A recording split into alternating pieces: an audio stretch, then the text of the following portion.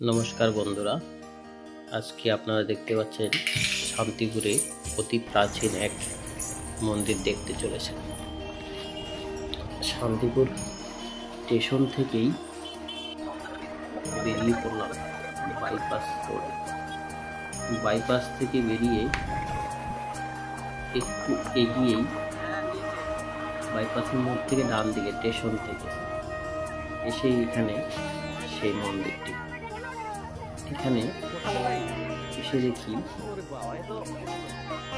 বেলা 2টো বাজে, তখনও এক সুবিশাল লাইন। এখানে সকাল 4টে থেকে কমসে কম 40 থেকে 50,000 ভক্তগণের প্রসাদ বিতরণ করা হয়, প্রসাদ দেওয়া হয়। এখানে এক একটা লাইনে কমসে কম 1 ঘন্টা লাইনে দাঁড়িয়ে থাকা হয় প্রসাদের জন্য। এখানে ভক্তগণরা আসে প্রসাদ নেওয়ার জন্য। এখানে মেলায় দেখতে দেখতে আমরা এগিয়ে চলেছি সেই মন্দিরের দিকে। এখানে কথিত আছে দোল পূর্ণিমায় আগে এই উৎসবটি হয়ে থাকে। মায়াপুর ইস্কন মন্দির থেকে এসে এখানে সেই মহা উৎসবটি করা হয়। এখানে কথিত আছে এখানে বসে প্রসাদ নিলে ভগবানের ভক্তি প্রমাণিত হয়। এখানে একটি প্রাচীন মন্দির, গোস্বামী বাড়ি মেন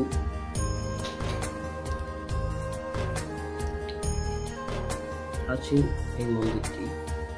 এখানে চলছে নানা রকমের গাছের তলায় বাউল উৎসব। এদিকে রাধাকৃষ্ণ নিয়ে মন্দিরে গিয়েছিলেন, পুজো হয়েছিল। সেই উৎসবে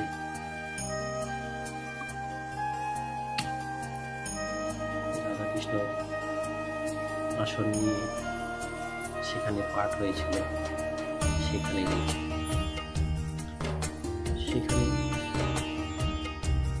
সারাদিন পাঠ চলতেই থাকে। সন্ধ্যা থেকে সকাল থেকে সন্ধ্যা পর্যন্ত ভোগ বিতরণ হয়। দেখুন লাইন কমসে কম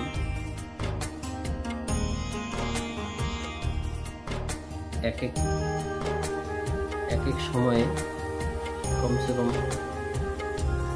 500 মতন লোক প্রসাদ পায় অনুমানিক।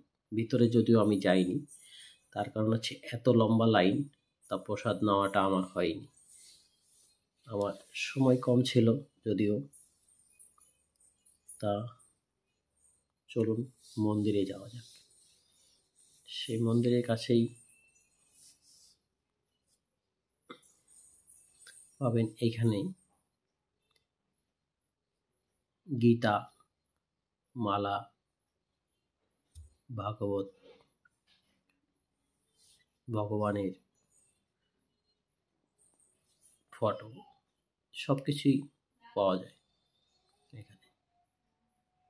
যার যেরকম ইচ্ছা সেই অনুযায়ী সে নিতে পারছে। এখানে সাহেবরাও আসেন। সাহেব বলতে মায়াপুর ইস্কন থেকেও আসেন। এখন যদিও আমরা এটা কম দেখতে পাচ্ছি, এক সময় আমার মনে আছে ছোটবেলা আসতাম, এখানে অনেক সাহেবরা আসতো, তখন এত লোক হতো না। এখন দেখা যাচ্ছে সেখানে সাহেব অনেক কমে গেছে। সকালের দিকে যদিও একটু বেশি থাকে। দেখুন এই মন্দিরের সেই প্রবেশ দ্বার। মাধবেন্দ্র পুরী স্মরণতিথি উৎসব শ্রী শ্রী অদ্বৈত পাঠ। এই বাবলা, শান্তিপুর বাবলা। এই প্রবেশদ্বার, এখান দিয়ে এখানে অনেক সাহেবদের সাথে অনেকে ছবি তোলেন, যদিও খুব একটা তারা পছন্দ করেন না। যারা পছন্দ করে তাদের সাথে ছবি তোলে, কেউ তিলক কাটে। শ্রী শ্রী অদ্বৈত পাঠ, এখানে বসে পাঠ করা হয়।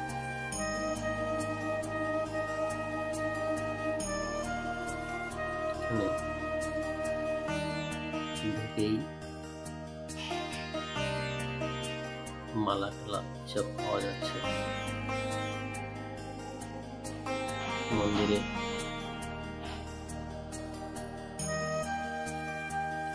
আজকে এই দিনটি প্রতি বছরই এই দিনে এই উৎসবটি হয়ে থাকে। এখানে পাঠ চলছে, সারাদিন পাঠ চলে। সকালের দিকে যদিও আরো বেশি ছিল ভিড়টা। এখানে গৌরাঙ্গ মহাপ্রভু একটি মূর্তি আছে। এখানে একটি গাছ দেখা যাচ্ছে, এই গাছে ঘোড়া বেঁধে দেয়, অনেকে এটি বেঁধে দেয়, সেটা ব্যাপারে একটু পরে বলছি। আর এটা হচ্ছে সেই নিমাইয়ের বিশ্রাম ঘর।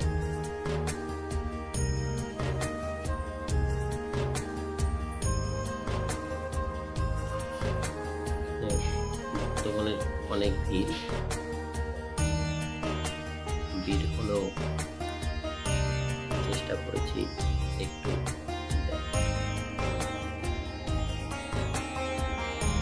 শ্রীকৃষ্ণ মন্দির। এটা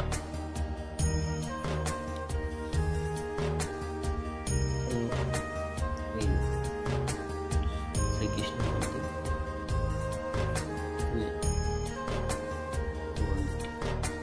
পাশেই নিমাই বিশ্রামঘর।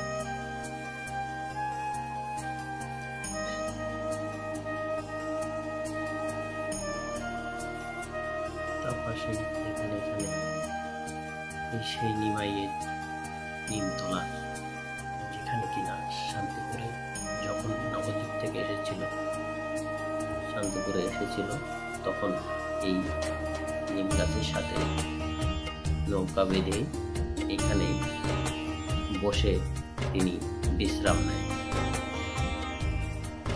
আর এখানে দেখুন সবাই মনস্কামনা পূরণ করার জন্য কাছে অনেক কিছুই বাঁধে, কারণ যার যেমনের যা ইচ্ছা। এই গঙ্গা নদী বয়ে গেছে পাশেই পিছনেই এটি আগে নদী ছিল, বর্ষার সময় নদী হয়, তাই তো? এখন তো চাষিদের এলাকা, এখন তো কলার চাষ হয়। হ্যাঁ, এগুলো ঘেরা দিয়ে দিয়েছে, আগে ঘেরা ছিল না। নিম গাছটি দেখুন, নদী। মন্দিরের এক সাইডে শুধু বাঁশ বাগান আছে, এখানে পাট মন্দির। এটা তারপরে আমরা চলে আসলাম ভিতরের শ্রীকৃষ্ণ মন্দিরে। এখানে প্রসাদ বিতরণ হচ্ছে।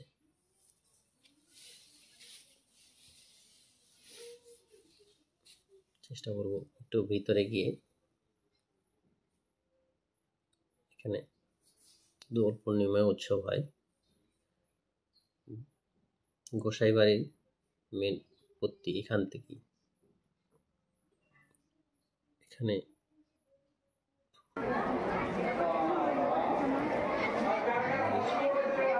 সামনে যেতে গেলে অনেক লাইন, তাই আমি বাইরে থেকেই দেখছি।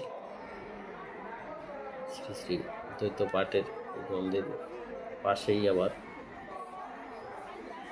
আরো দুটো মন্দির আছে। এটা আছে মন্দিরের ডান পাশে।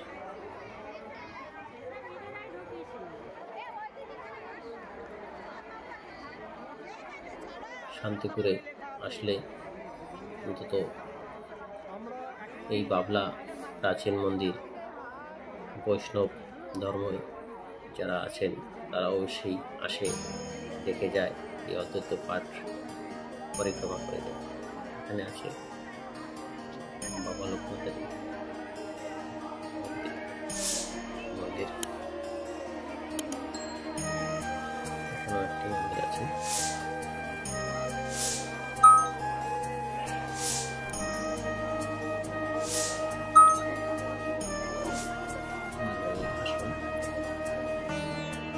মালা জপ করছেন।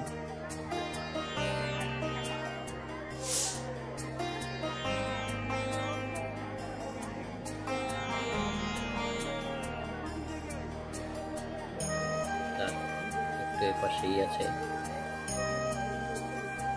সারাদিন ধরে চলছে সিংহ।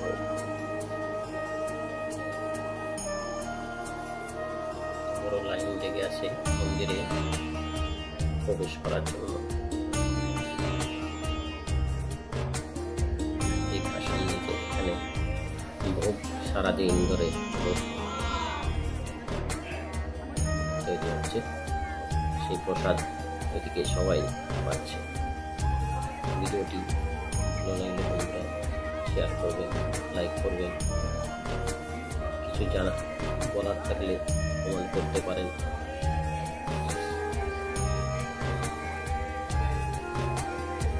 শান্তিপুরে আসলে অবশ্যই এই অদ্বৈত পাঠ এই মন্দিরে এসে হয়ে যাবে। ভালো লাগবে, মনোরম পরিবেশ, অসাধারণ।